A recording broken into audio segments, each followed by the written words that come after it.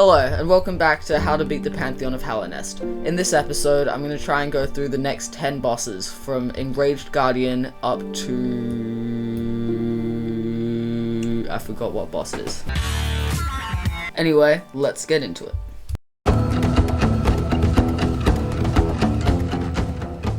This boss is literally just Crystal Guardian on steroids. He is not very difficult, and the only part that means that you might actually be in danger of dying to him is the fact that he does 2 masks of damage. But thankfully, because he's right after a bench, you should be finishing the fight with full soul.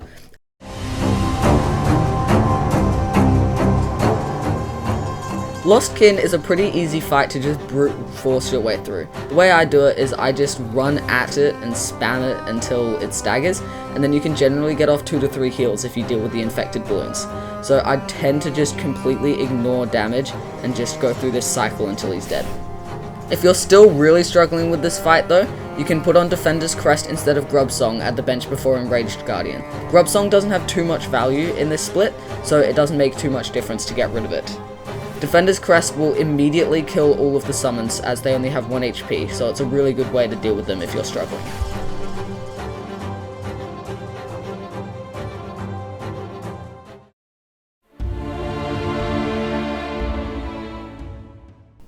Noai's Ascended Arena takes a lot of getting used to, so before you even start playing the Pantheon, I highly recommend that you can do this on Ascended. There's more to this fight than it seems. Positioning is very important, so I highly recommend standing on the middle left platform, because that is the safest place and it allows you to get to the most other areas. When she appears in the top left, if and only if it is safe, jump up and hit her in the top corner. If she appears right next to you, you can get in a couple of hits, but then make sure to return to your platform so you can dodge the ghosts as they come in. If she's in the bottom left, you can get in a pogo, but it's quite risky because if she teleports out of the way as you do it, then you can very easily fall onto a ghost. If she appears onto the right side of the arena at all, drop down to a platform and use Shade Soul. When she's on the other side of the arena, do not pursue her, because it's extremely easy to land in thorns or get double hit.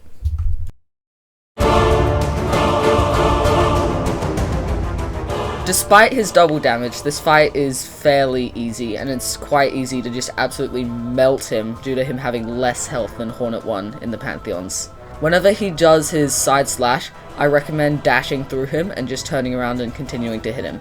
When he jumps over, if you're close enough, you don't even need to do anything. You can just stand still and keep smacking him. When he does his shockwave, just walk away and dash through it. If you're caught in a spot where you don't have your shadow dash up, just use Descending Dark, although it can be kind of annoying to react in time. After you kill him, you can get in 6 heals if you're quick.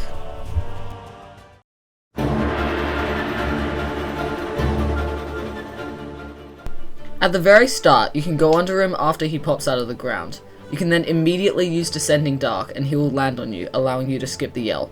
This trick is pretty hard to execute, as it took me 7 tries just to get the recording for this video, but if you're comfortable with it, it speeds up the fight a lot. After he finishes yelling, he will almost always roll backwards, so using a Shade Soul will most likely result in a double hit. There is a small chance, however, that he will bury into the ground though, so be ready to move backwards just in case. Unlike Dung Defender, White Defender doesn't stagger, so you can't abuse Descending Dark to pop him out of the ground. This is a fight that I recommend practicing a lot and getting comfortable with, because after the nightmare that is Noai's Ascended Arena followed by Traitor Lord, you will want to be very sure that you won't die here. When he does his Dung Toss attack, hit him a couple of times before moving out to avoid his arm hitbox, like in Dung Defender. I recommend hitting the dung balls away from you every time you have an opportunity, because when there are several on screen, they can get a little chaotic to dodge. If you're good at the timing, you can hit them as he throws the ball and instantly hit it away, but again, it's quite tricky and probably not worth it. After he has finished throwing his balls, he has a chance to perform a combo attack. He'll roll up into a ball and start bouncing around. After he hits the ground 3 times, he'll dive into the ground and create massive spikes that travel the arena in both directions. These can be easily avoided with a Shade Dash, so make sure it is up before he finishes. After this, he'll burst out of the ground along with 8 dung balls. Make sure that you're right next to him when he pops out, as you should dodge all the balls. When he slams into the ground, dash away immediately to avoid the spikes. This attack is kind of hard to react to in time, so I recommend listening out for the waka that he yells. Thankfully, he does this attack very infrequently, so if you can't dodge it consistently, you'll probably be fine anyway. When he starts swimming, dash back in the direction he's going to move, then jump and pogo him as he pops out for the first time. He can repeat this up to 3 times consecutively, so if he keeps going, a well-timed Shade Soul can get some good damage. I recommend playing this fight somewhat passively because it really hurts to die this far in, and it is easy to make mistakes on this boss. The corners of the screen are usually safe to heal in if he is doing a dung toss attack because it's very hard for the balls to ricochet into the corners, so if you're low on health, use this to recover a bit. Next up is a well-earned bench, but if this is your first time getting this far in this Pantheon, then I hope you've had a good run, because what's coming next is without a doubt the hardest split. Hello! This is the part where I kill you! I am exaggerating a little bit, but this split can be very frustrating, so I recommend making sure that you have all of these fights down. I recommend using the easier Pantheon practice mod, which can be found in the Hollow Knight Discord, but if you don't want to mod your game, practicing on Ascended works as well.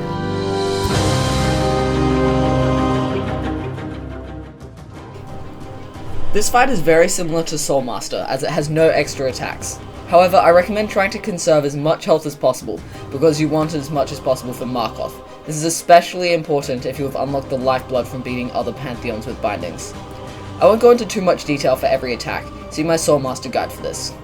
When he's on the other side of the arena, try not to dash over to him, because he'll likely teleport away and leave you in the same situation as you were before you dashed. The only attack that is majorly changed in this fight is the Orb Circle. Instead of the 4 orbs that Soul Master has, he has 6 in rows of 3. When he comes from the left, do 2 mini hops with a hit at the peak of each. If you feel risky, you can do a shriek, but it often gets you hit. When he comes from the right, you just jump so that you are directly under him at the middle of the screen, then you shriek. During the second phase, try not to use any spells to save soul for Markoth. You can do the same jump hit combo that you can do with Soul Master, but it's very risky as the timing is a lot tighter, and keeping your health here is very important.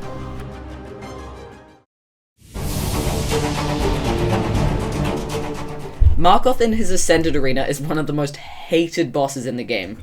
He's pretty difficult if you don't know the strategy behind his fight.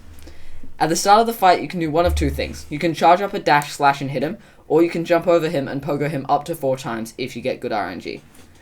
If he starts going down and to the left, then make sure to abandon this strategy immediately, because if you keep pursuing him, you'll likely take damage.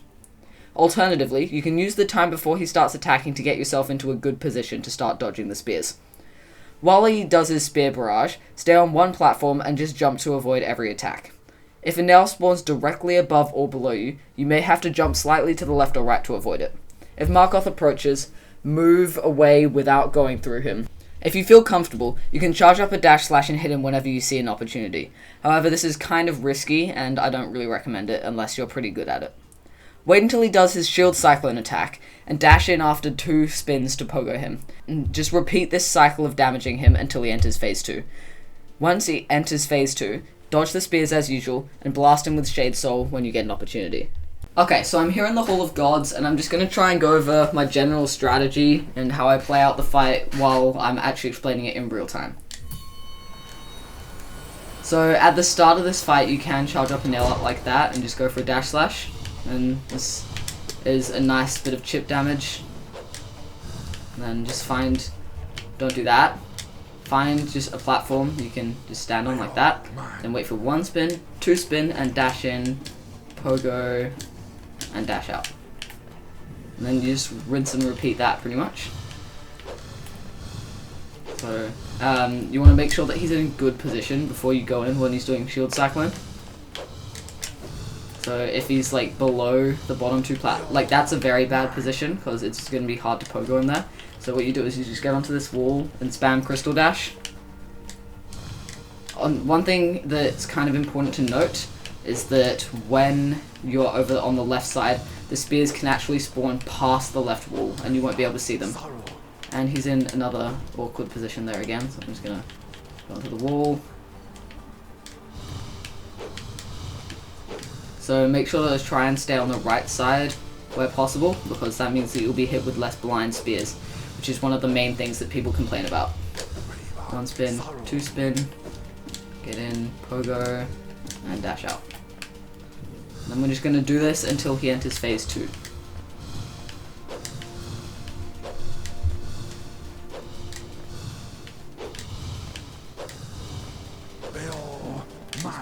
dash in.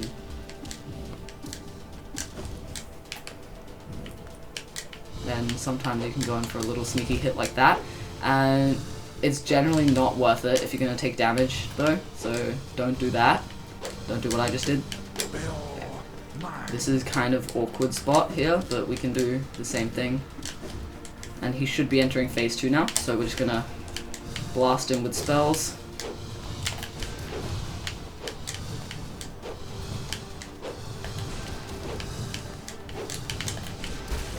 And he's dead.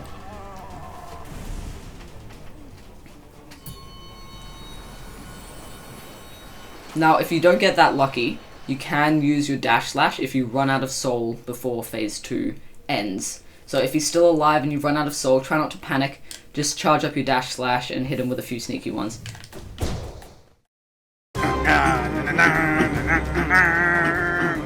Just a disclaimer, the recordings for these videos were done on a save where Zote is exactly where he belongs, dead in green path.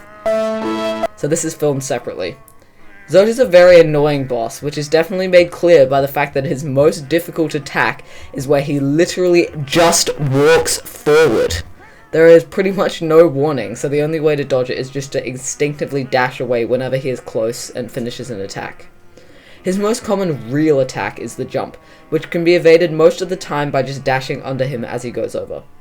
There is a chance that he'll land in front of you though, in which case dashing forward will cause him to land on you, so try to see where he's going to land before you dash. He can string up to 3 of these in a row, the last of which has a chance to fall through the ground and land on you, creating massive shockwaves. The best way to dodge this is to use Descending Dark as soon as you hear his scream start again after falling through the floor. I recommend saving your soul for this attack. If you have no soul, just dash to the side and do a large jump over. When he jumps to slam down on you, dash towards where he started the attack. If he repositions himself, use another dash or Descending Dark to avoid it. When he starts to flail his nail around, jump on top of him and pogo him until he falls over. He has a random chance to fall on the ground immediately when this attack starts, and if this happens, just jump over the shockwaves. When you start spitting out Zotelings, try to get rid of them as quickly as possible. Using Abyss Shriek is a good way to do this, but so is hitting them with a nail strike. Bear in mind that they are invulnerable for a short period of time after they are spat out, but there is a visual cue to show that they have become vulnerable, so look out for that. The volatile Zoteling spawn attack is one of the most annoying to deal with, and I think the best way to counter it is to just use D-Dark before Zote uses another attack. If you have no soul, just try to get away from Zote and stall. If it comes down to it, it is much better to take 1 damage from Zote than 2 from the Zotelings. Also, for whatever reason, the Zotelings deal 2 contact damage before they have even exploded, so bear that in mind.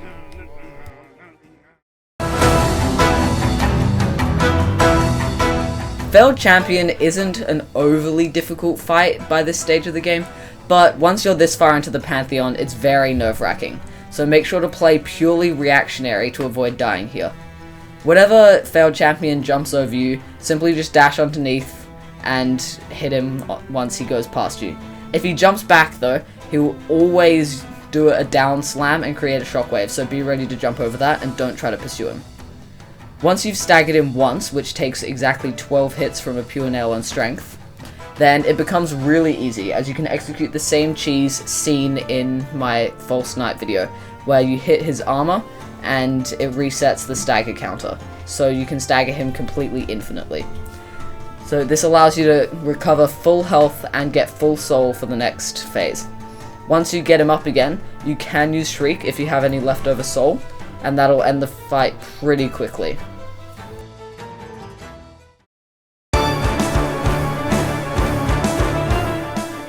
Nightmare King Grimm is pretty predictable, so the best way to get consistent is to just practice until you can punish all his attacks safely and effectively. I'll try to do my best to explain every attack, but watching this video isn't a substitute for just practicing in the Hall of Gods. The most common attack NKG has is the dash uppercut.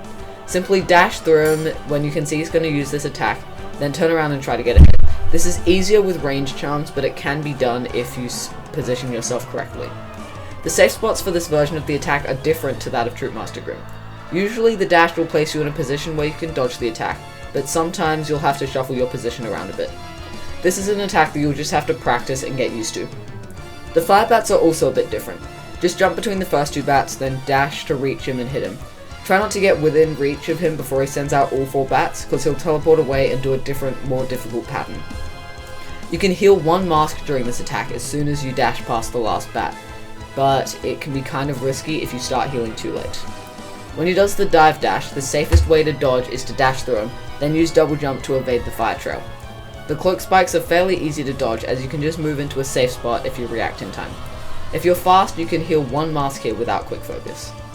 When he appears stationary in midair to do the flame pillars attack, just slowly edge forward to bait the pillars into following you. While moving forwards, you can get in a good combo with steady body, and it increases your DPS majorly, so I recommend practicing it and getting comfortable with it. At the end of this attack, you can heal 1 mask or use Abyss Shriek after the 4th pillar has spawned. The pufferfish is dodged in the same way as Troop Master Grimm's, so see my previous video for a more detailed guide on how to dodge it, but the basic idea is to try and stay on one side of the arena and just jump in a small backwards arc every time you need to jump over a fireball.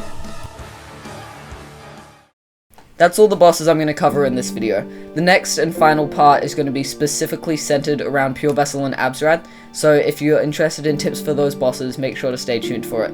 And if you know anyone who's struggling with this Pantheon, make sure to send it to them.